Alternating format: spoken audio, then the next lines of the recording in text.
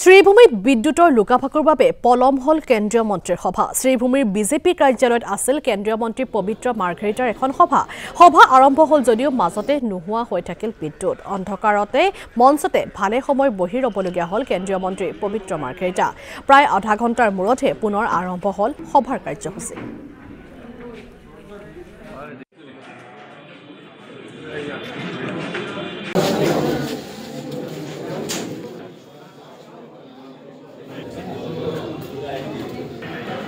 মই কোনো দলৰ কাৰ্যক্ৰমত ইয়াত অহা নাই।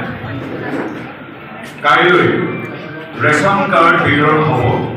কাতিগড়াত মই ৰেচন কাৰ্ড বিতৰণৰ অনুষ্ঠানত অসম চৰকাৰৰ ৰেচন কাৰ্ড বিতৰণ অনুষ্ঠানত অংশগ্ৰহণ কৰিম আৰু পৰহিলৈ শিলচৰত কেন্দ্ৰীয় চৰকাৰৰ ৰোজগাৰ মেলা হ'ব, য'ত আমি এপইণ্টমেণ্ট লেটাৰ সফল আমাৰ যিসকল লোক আছে চাকৰি পাইছে নতুনকৈ তেওঁলোকৰ হাতত অৰ্পণ কৰিব।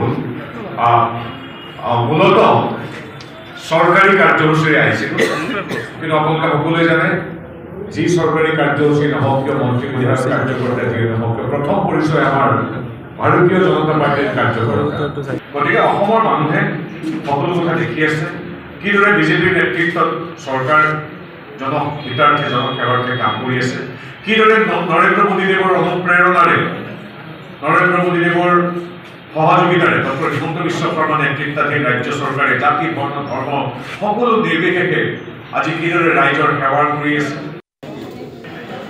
মই কোনো দলৰ কাৰ্যক্ৰমত ইয়াত অহা নাই।